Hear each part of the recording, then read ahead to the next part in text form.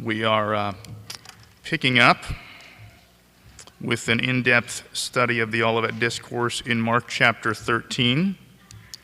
Before Easter, we left off beginning in verse 14, describing the abomination of desolation.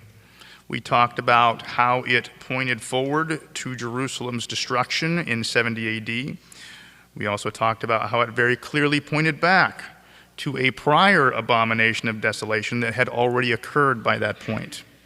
And we were able to make this connection to the past abomination confidently, because when Jesus spoke of the abomination of desolation to come, he cited Daniel the prophet for reference. And so I'm going to give that passage to you now, again, just so you see it. It says in Matthew 24:15, therefore, when you see the abomination of desolation which was spoken of through Daniel the prophet standing in the holy place, let the reader understand. In other words, Jesus was saying, if you want to understand the future abomination to come, look back to the one that already happened, which was recorded in the book of Daniel. Does that make sense? That's what he's saying here. He's referencing, look back to Daniel for more insight into this. Now, last time, we pointed out that this prior abomination was set up by a former ruler by the name of Antiochus IV, about 2 centuries prior to this discourse at the time that it was recorded. And at that time, we briefly summarized this event. We also mentioned that the actions of Antiochus IV triggered an armed Jewish revolt known as the Maccabean Revolt. And we spoke at that time, very briefly of course, of how this revolt was successful and of how it resulted in an independent Jewish state for almost 100 years, and of how these past victories are still part, or were, I should say, still part of the Jewish consciousness at that time when Jesus was speaking the words of the Olivet Discourse. In other words, as the average Jewish citizen considered their current Roman occupation, they remembered how they won their independence in the past, and some considered doing it again, and all of those things were in their minds as they were hearing the words of Jesus during the Olivet Discourse. These are dynamics that we don't see this far removed. It's really important to understand them in order to really process what's going on in the text. And for this reason, I've committed to giving you an overview of the Maccabean Revolt before we ventured any further into the text. And the reason for this is I wanted you to see just how absolutely spectacular this revolt was. It's not talked about much. And what I wanted you to see was, I wanted you to see how you could wrap your minds around how this event might affect the way the Jews would receive the teaching like the Olivet Discourse. And so I've dug into prepping and preparing for it.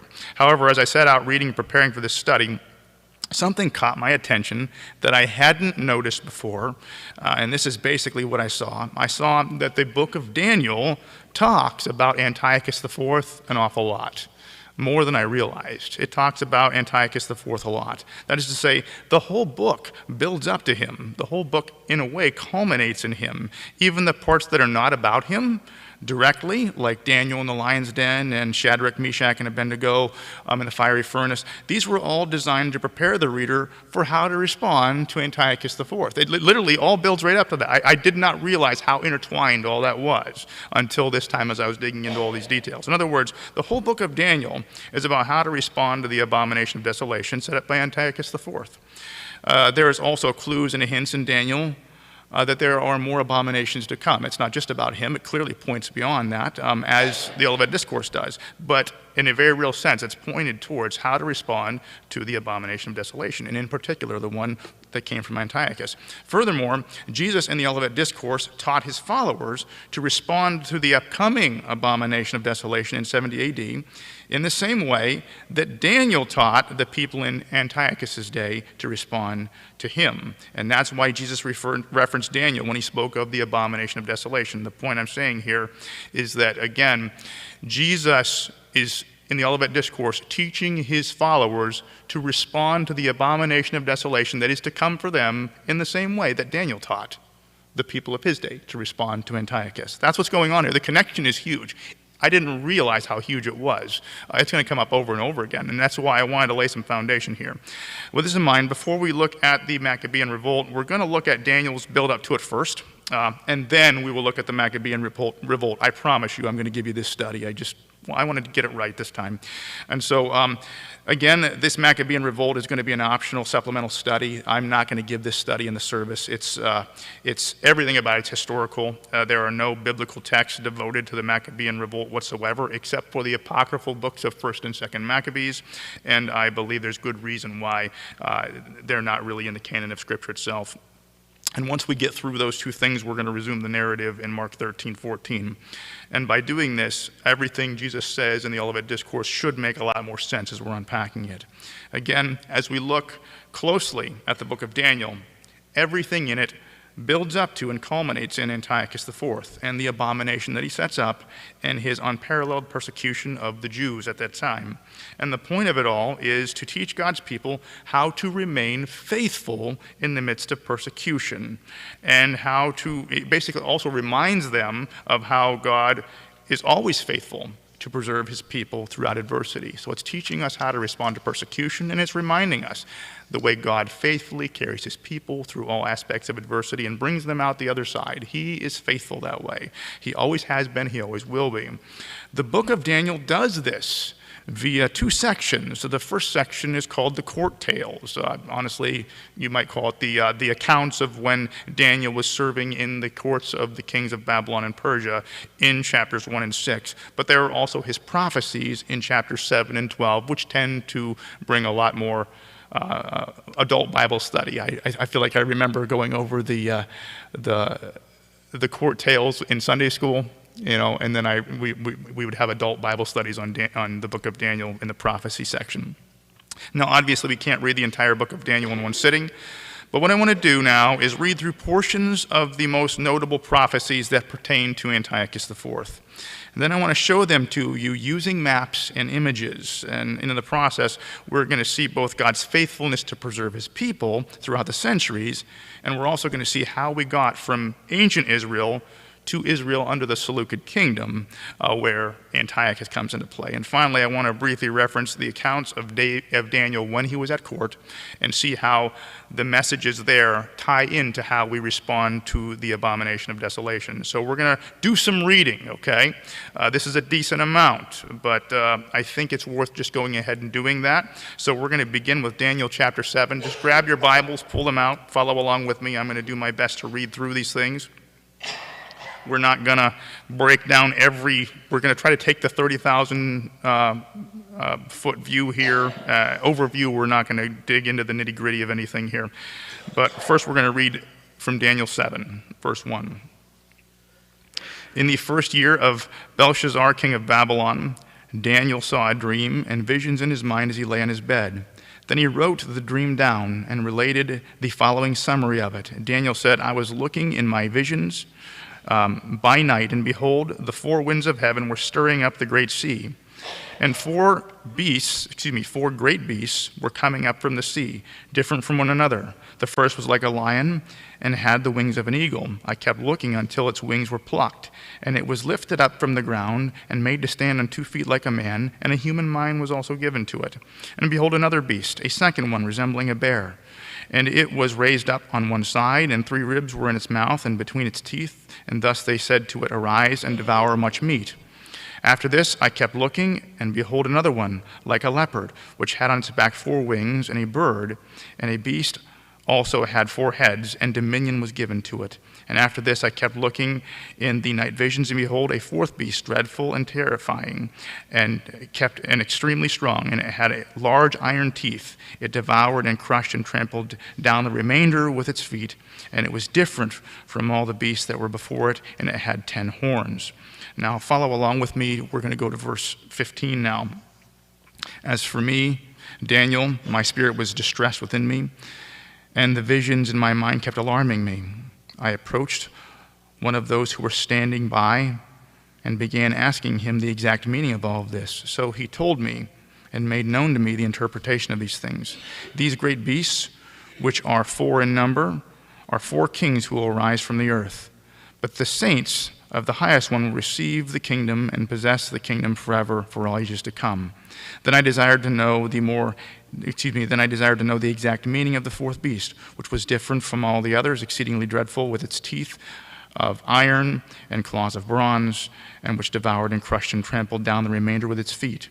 And the meaning of the 10 horns which were on its head, and the other horn which came up, and before which 3 of them fell, namely that horn which had eyes and a mouth uttering great boasts, and which was larger in appearance than its associates. I kept looking, and that horn was waging war with the saints and overpowering them until the Ancient of Days came, and judgment was passed in favor of the saints of the Highest One, and the time arrived when the saints took possession of the kingdom.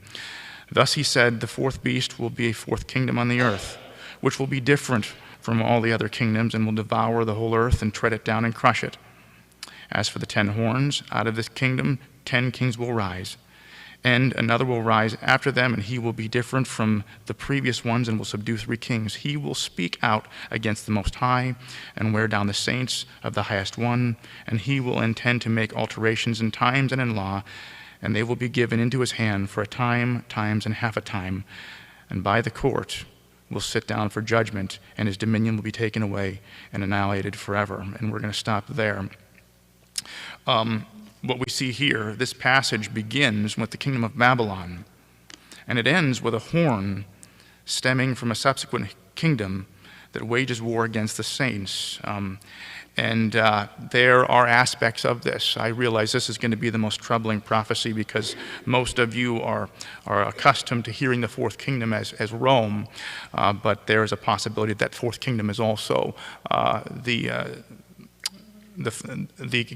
multiple kings that follow Greece, and there's a lot of resemblances in that last horn that point towards Antiochus, but we're not going to press that too hard. Instead, we're going to focus on Daniel chapter 8. Verses 1 through 14. In Daniel 8, verse 1, it says, in the 3rd year of the reign of Belshazzar, the king, a vision appeared to me. And Daniel, subsequent to the one which appeared to me previously. I looked in the vision, and while I was looking, I saw in the citadel of Susa, which is in the province of Elam. And I looked in the vision, and I myself was beside the Ulai canal. Then I lifted my eyes and looked, and behold, a ram which had 2 horns was standing in front of the canal. Now the 2 horns were long, but one was longer than the other. And with the longer one coming up last, I saw the ram butting westward, northward, and southward, and no other beast could stand before him, nor was there anyone to rescue from his power, but he did as he pleased and magnified himself. While I was observing, behold, a male goat was coming from the west over the surface of the whole earth without touching the ground, and the goat had a conspicuous horn between his eyes. He came up to the ram that had the 2 horns, which I had seen standing in front of the canal, and rushed at him with his mighty wrath. And I saw him come beside the ram, and he was enraged at him, and he struck the ram and shattered his 2 horns. And the ram had no strength to withstand him, so he hurled him to the ground and trampled on him, and there was none to rescue the ram from his power. Then the male goat magnified himself exceedingly, but as soon as he was mighty, the large horn was broken, and in its place there came up 4 conspicuous horns towards the 4 winds of heaven. Now out of one of them came forth a rather small horn, which grew exceedingly great towards the south, towards the east, and towards the beautiful land. It grew up to the host of heaven, and caused some of the host and some of the stars to fall to the earth, and trampled them down. It even magnified itself to be equal with the commander of the host, and it removed the regular sacrifice from him, and the place of his sanctuary was thrown down. And on account of transgression, the host will be given over to the horn, along with the regular sacrifice, and it will be it will fling truth to the ground and perform its will and prosper. Then I heard a holy one speaking, and another holy one said to that particular one who was speaking, how long will the vision about the regular sacrifice apply? Will the transgression cause us horror, so as to allow both the holy place and the host to be trampled? And he said to me, for 2,300 evenings and mornings, then the holy place will be properly restored. And follow along with me to verse 19, where it says, behold, I'm going to tell you what will occur at the final period of the indignation, for it pertains to the appointed time of the end.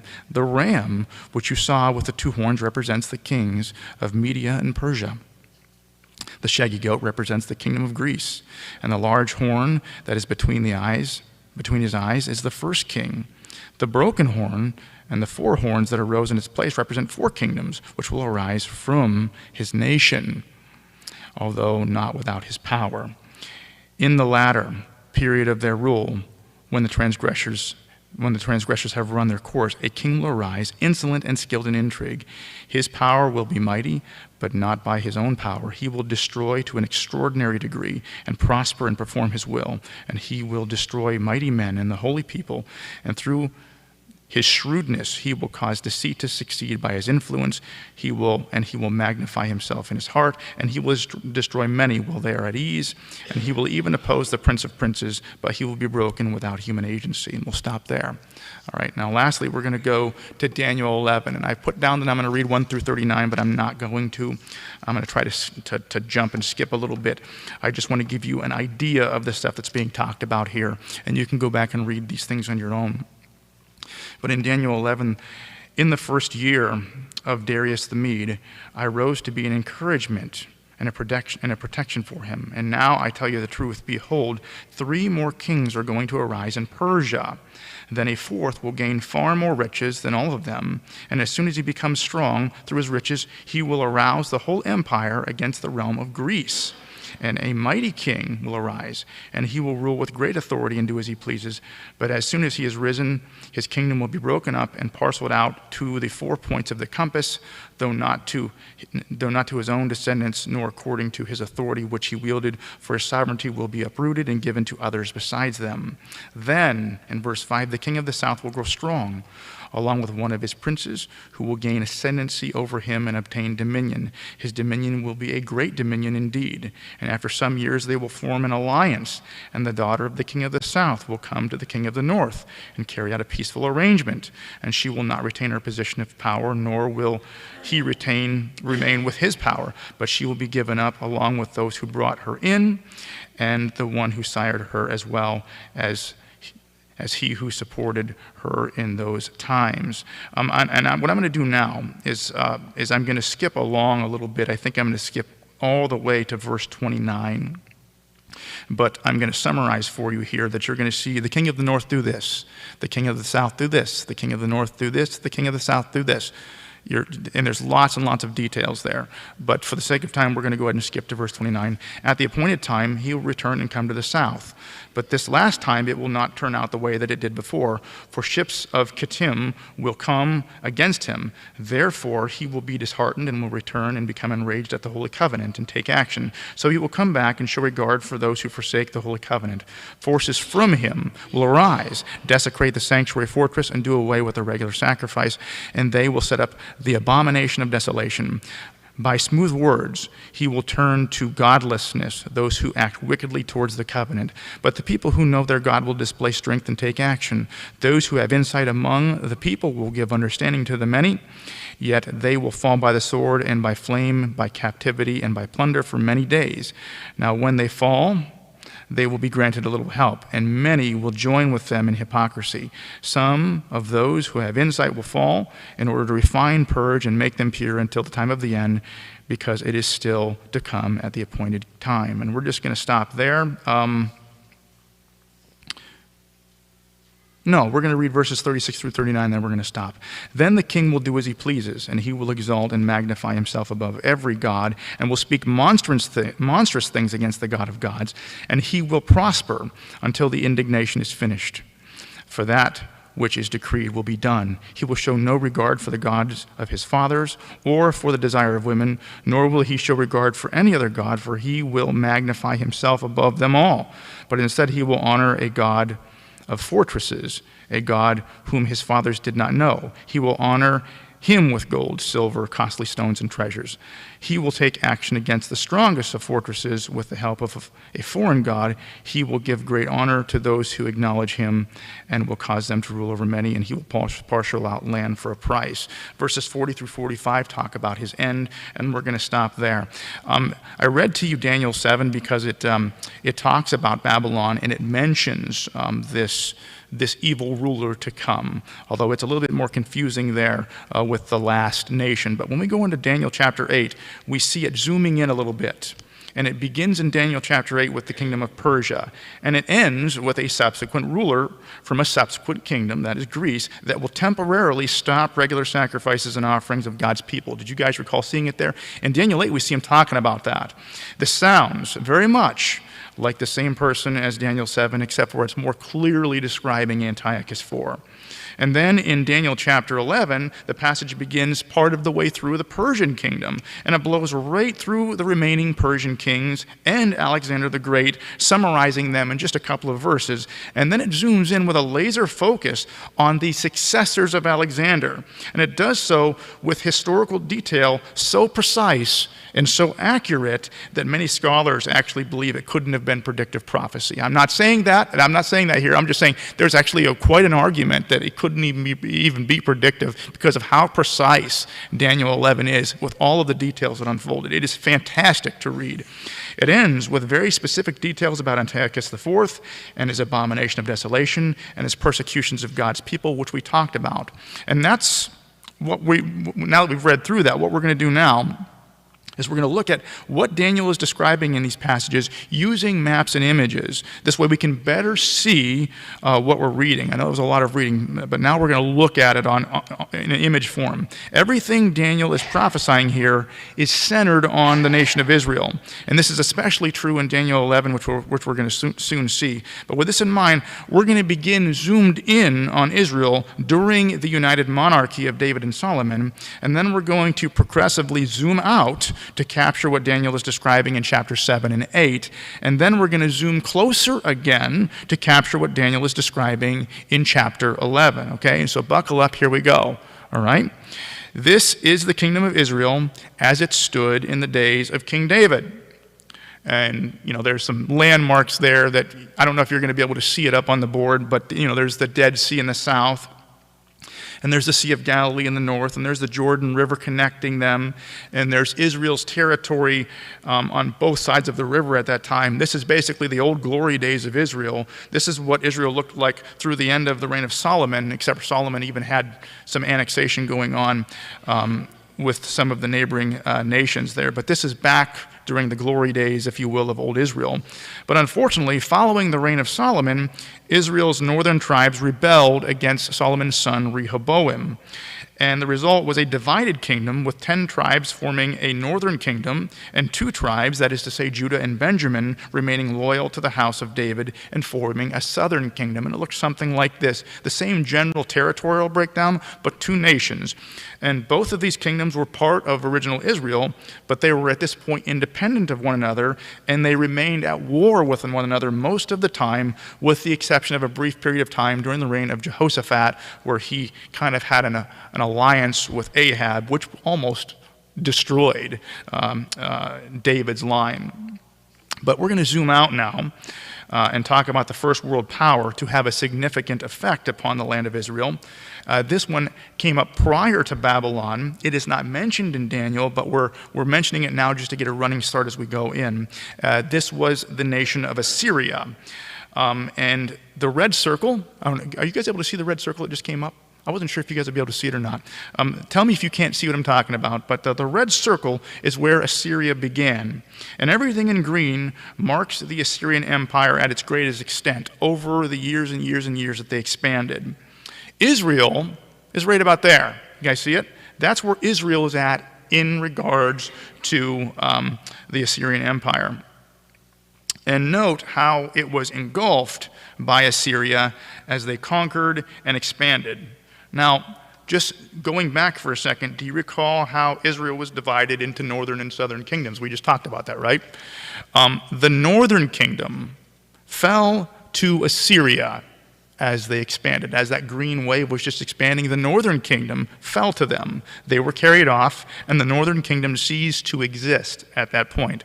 The Assyrians eventually sent priests back to that area to teach the people who were there the worship of the God of Israel. It was kind of, though, a polytheistic type of. They didn't understand God. They did it in an effort to appease the god of that land, and they didn't really know what they were doing. And the long-term result was a polluted faith, where the people of that land that lived there worshipped the God of Israel, but in a corrupted and polluted form that was not recognized by the New Testament Jews who lived there. And by the way, these people have a name in the New Testament. They're still there.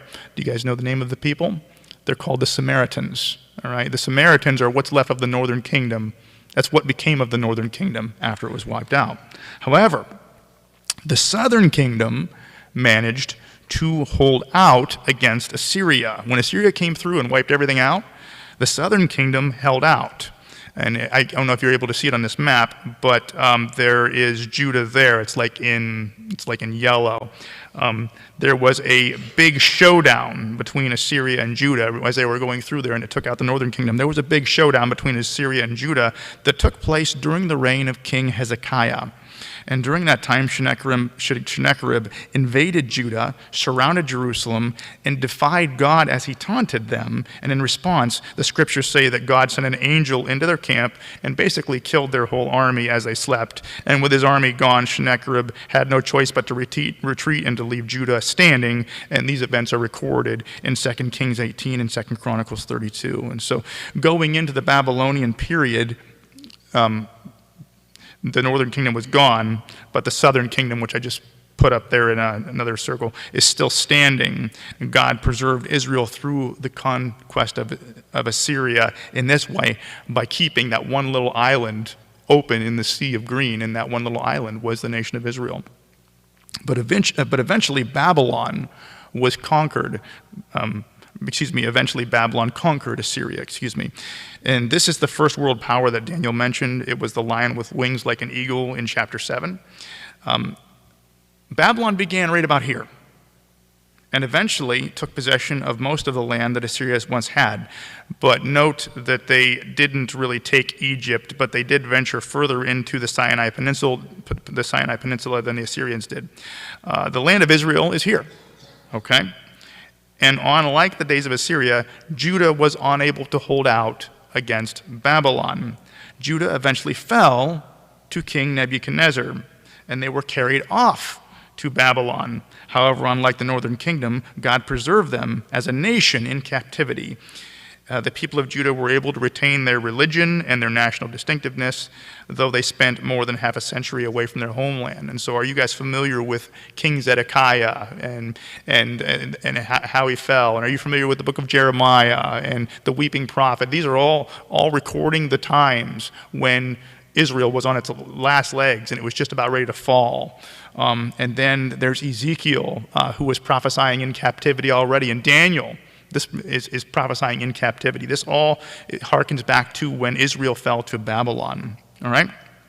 Over time, though, because remember in Daniel, there's successive kings. Over time, Persia conquered Babylon. All right, and the Persian Empire began right about here, and over time it extended its borders in all directions.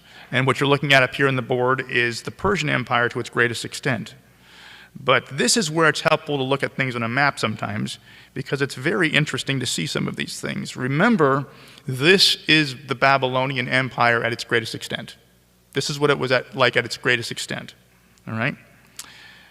This is where it is in the Persian Empire. You get the idea? All of Babylon was inside that little circle. The Persian Empire is that much bigger and that much huger. Yeah, the Persian Empire was many, many times larger than Babylon ever was in its highest point. And this lines up beautifully with how Daniel described Persia in chapter 8. And I'm going to show you that now, okay? Again, all of that is Babylon, and that's Persia. It's really fascinating. Then I lifted my eyes and looked, behold, a ram which had 2 horns was standing in front of the canal. Now the 2 horns were long, but one was longer than the other, and with the longer one coming up last. And I saw the ram I saw the ram budding westward, northward, and southward, and no other beast could stand before him, nor was there anyone to rescue from his power, but he did as he pleased and magnified himself. Do you see how he's talking about the ram budding northward and southward and westward, and how much territory that particular empire consumed, and how much it pushed out? Now, getting back into a map, the land of Israel, hopefully you're able to see it there, the little red dot, that's where it's at, okay? But the people of Israel were actually in Babylon right here when the Persian Empire came on the scene. However, when Cyrus the Great conquered Babylon, one of the first things he did when he conquered Babylon was to allow the captives of that city to return to their lands. And so that applied to Israel as well. And so under the Persian kingdom, Israel generally flourished. They were allowed to return home to their land and to rebuild their temple and fortify Jerusalem with the walls. And this was all recorded in the book of Ezra and Nehemiah. And there are prophets as well that prophesied during this time. Now, this was, again, a tremendous act of faithfulness and preservation by God. Hopefully what you're seeing here as we're going through this is not only how we're going to get to the rulers that we get, but the way that as things changed constantly around Israel, God preserved the nation the entire time through it all. Then Greece conquered Persia. And the Greek Empire began just outside the western borders of the Persian Empire. And I have it circled, but it's the area up in green. Alexander the Great received his kingdom from his father Philip in 336 BC. And by the time he died, just 13 years later, he had conquered all of Persia. So that he started with the area in green, and he ended with the area in green plus all that area in tan. He conquered it all, and he conquered it all in about 13 years. And just to wrap your mind around how incredible that is, it just took centuries and centuries for all the other nations to expand the way that they did. He did it in 13 years. And this is what Daniel was speaking of in Daniel 8 when he said, "While I was observing, behold, a male goat was coming from the west over the surface of the whole earth without touching the ground, and the goat had a conspicuous horn between his eyes. And he came up to the ram that had two horns, which I had seen standing in front of the canal, and rushed at him in his mighty wrath. I saw him come beside the ram, and he was enraged at him, and he struck the ram and shattered his two horns, and the ram had no strength to withstand him. So he hurled him to the ground and trampled on him, and there was none to rescue the ram from his power. Then the male goat magnified himself exceedingly, but as soon as he was mighty, the large horn was broken, and in its place came up four conspicuous horns towards the four winds of heaven." And so he's talking about the speed with which Alexander took over the entire world. And then it says, as soon as he was mighty, it said that he was broken, and he was brought down. Now, Israel, which I believe I have it circled in green, Israel fared well during this time. Alexander treated them respectfully and allowed them to maintain their customs and their worship uninterrupted. And for a time, Israel continued to be treated well under Alexander's successors. And we see the mention of Alexander's successors in the latter portion of verse 8, which I just read. And it says, "In its place came up four conspicuous horns towards the four winds of heaven." Okay? This is referring to the Diadochi, if I'm pronouncing it correctly. It's basically the successors, who were rival generals of Alexander, who fought over and divided his empire up after he died. Now, the Diadochi Wars went on for decades. We could spend a whole morning talking about them. It's outside the scope of our study, but I'm just going to give you a general idea of how it landed, because it just went on and on and on for decades. This is what the map looked like after the dust settled with all of the successors. And as you can see, the territory that was conquered by Alexander basically became three separate kingdoms. In the west, where Greece was, or where it all started, the old country, was a ruler by the name of Antiochus, okay? And in the south, that is to say Egypt and North Africa, there was a ruler by the name of Ptolemy. And in the north, that is to say Phrygia and Old Babylon, Persia, Assyria, the Median territories, the Median territories towards India, that all went to Seleucus. Seleucus got the biggest slice of the pie, though he started out as a subordinate general with no territory at all. And the Antagonian kingdom, had no dealings with Israel, so we're not going to talk about them anymore. However, there was constant warfare between the Seleucids and the Ptolemies. And you'll never guess where the warfare border wars were between the Seleucids and the Ptolemies. I'm going to just give you a clue. Right there. That's where they were. And with that in mind, there is the king of the north, which is the Seleucid king, and there is the king of the south, which is the Ptolemean king. And when you're reading through the book of Daniel in chapter 11, remember how I mentioned that it says the king of the north is going to do this, and the king of the south is going to do this, and the king of the north is going to do this, and the king of the south is going to do this. It is talking about the contest between the Seleucids and the Ptolemies there. That is absolutely what it's talking about. And when it's talking about the king of the north, it's talking about the Seleucids. Not necessarily the same king, because there were multiple kings, but it's always talking about the Seleucids. And when it's talking about the king of the south, it's talking about the Ptolemies. Every time there. Now, for a while, Israel was controlled by the Ptolemean kingdom. And during that time, Israel continued to be treated well, just like it was under Persia and just like it was under Alexander. However, over time, a Seleucid king by the name of Antiochus, but this is not Antiochus IV, this is Antiochus III. He was known as Antiochus the Great. He actually overcame the Ptolemean kingdom, and he took Palestine. So I'm just zooming in here a little bit more with a different map, but that green area there, and the area circled around is kind of where Israel was. He took that from the Ptolemies, and so it became controlled by the Seleucids. He took it. And that is covered in Daniel 11 through 19. We didn't read that section. But Antiochus III will continue the same policy as the Ptolemies. He's going to treat them well. He's going to allow them to worship and to do the things that they want to do just like they always did. But what's eventually going to happen is that, and it describes this in Daniel 11 as well, is Antiochus III is going to overreach. He's going to try to wipe out the Ptolemean kingdom completely. And Rome, who is on the rise by this point, that they're not near what they're going to be, but they're on the rise, they are invested with the Ptolemies because of Egypt and because of the grain supply. They have a partnership with them, and so they intervene, and they push Antiochus III back. And then shortly after that, he passes off the scene, and one of his sons takes over for a short time and passes away, and then there's a second son, and his name is Antiochus IV, okay? This king is the one who reverses the policy that had been in place for years and years and years and years of respect for Jewish culture that was held up by the Ptolemean kingdom and his father, Antiochus III. He first attempted to infiltrate Jewish worship by appointing high priests that were corrupt. And his goal was to break down Jewish worship from within and to slowly break it all down and assimilate them into Jewish culture. Their distinctiveness was a problem to him. He was trying to make everybody one people, and he was trying to eliminate their distinctiveness. He didn't like it. And during this time, as he was trying to undermine them from within, he also made another attempt at invading Egypt. And when he made another attempt at invading Egypt, Rome intervened again. But this time, Rome intervened in a more humiliating way. On his way towards Egypt, he was met by a Roman delegation, and an elderly Roman senator met him and informed him that he would need to withdraw from Egypt or consider himself at war with Rome.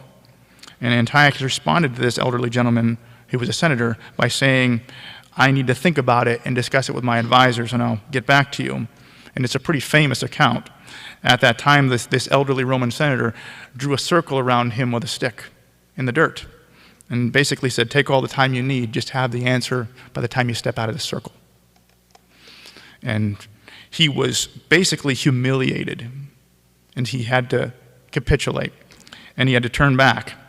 And as he was returning home, he got word that there was a rebellion in Jerusalem against one of the corrupt priests that he had appointed. And so there was destabilization there, and people were turning on a priest that he appointed. And that news, combined with his recent humiliation by Rome, prompted him to take out his rage upon Israel. And it's at that time that he entered, and he had armies with him and everything. And it's at that time that he entered into Jerusalem forcibly. He entered the temple. He erected an altar to Zeus. He sacrificed a pig on it, and he left Roman presence there, and he began a more systematic effort to wipe out Judaism and Israelite culture from the face of the earth entirely. There was actually a Roman garrison there. They were actually watching the people. Everyone was forbidden to worship. Everyone was forbidden to even do things like circumcision. These are core things that were part of Jewish culture. And those who forsook it were rewarded with gifts and blessings by the state. And those who tried to worship and tried to be faithful were killed. And all of this was spoken of in the section that I read, but I'm just going to read you just a couple verses again. Daniel chapter 11, verses 29 through 31, where it says, "At the appointed time he will return and come into the south, but this last time it will not turn out the way it did before. For ships of Kittim will come against him, and he will be disheartened and return back." And by the way, what is he talking about there? We're talking about when Rome turned him back, okay? Said, get back. Drew the circle around him.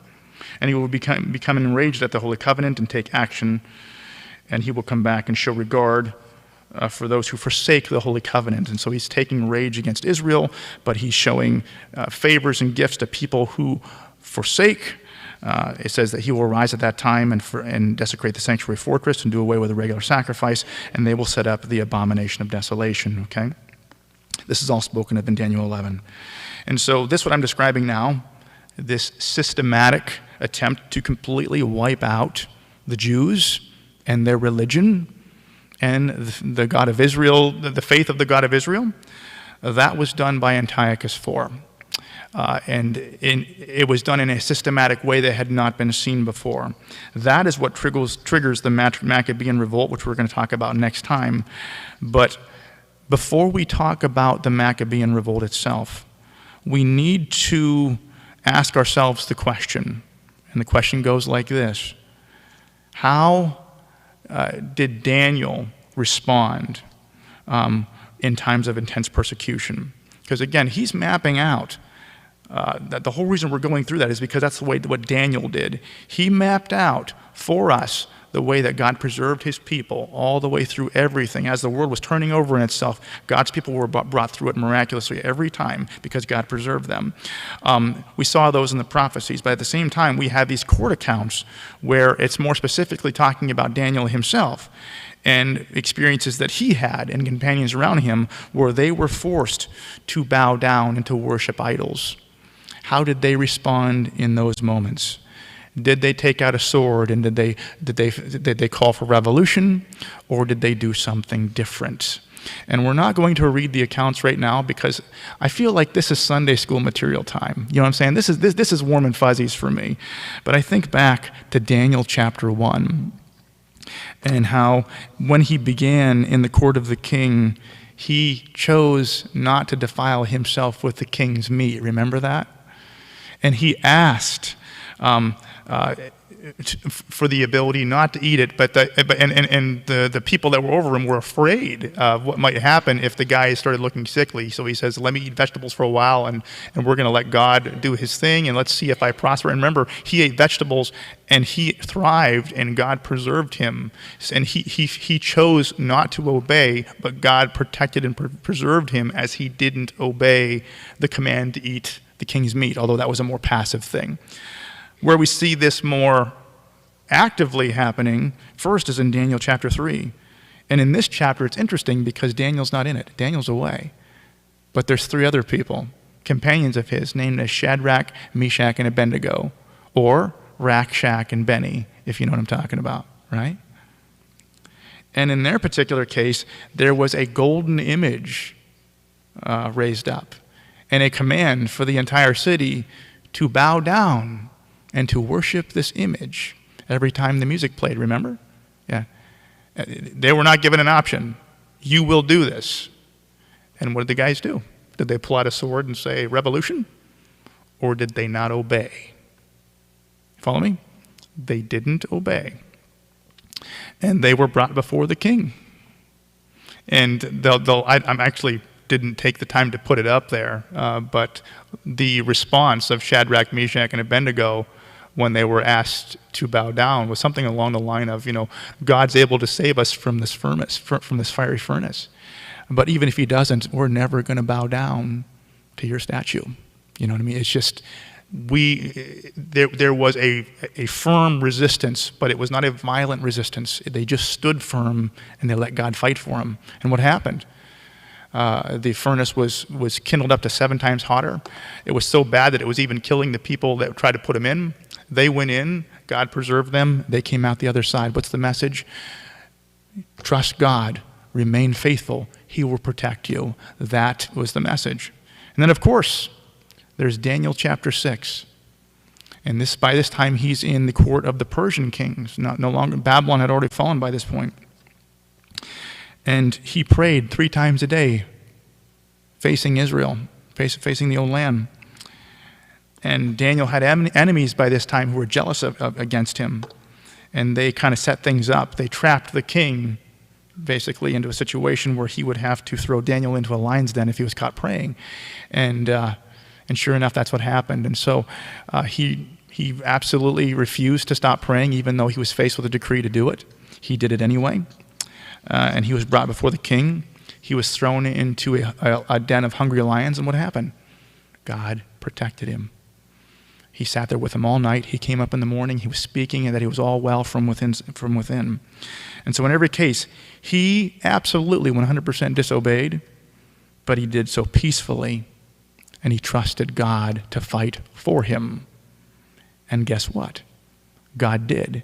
And God did so in such a miraculous way that the pagan, idolatrous kings looking on were able to see, and God was magnified before. They saw divine power. They generated faith because they saw God fight and not man fight. Does that make sense? Now, again, that seemed like a lot of information. But the point here is that when you read through Daniel, you have these messages over and over again of being faced with persecution, standing firm and letting God fight. And then we have these prophecies of all these times when God's people are going to face persecution and the way that he brings them through. And even in the most intense times, like Antiochus 4, when abominations of desolations are set up, the response is still the same: to stand firm and to refuse to obey, but to let God fight for you and to let God preserve you. That is the message that's being conveyed all the way through Daniel.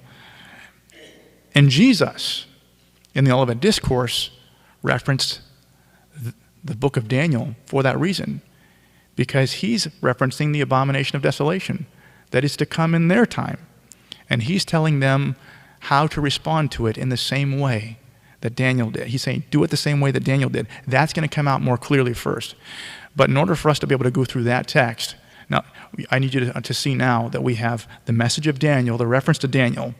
Then we have in between that this whole Maccabean revolt thing, which is, by the way, I don't mind saying, the exact opposite of what the text says to do.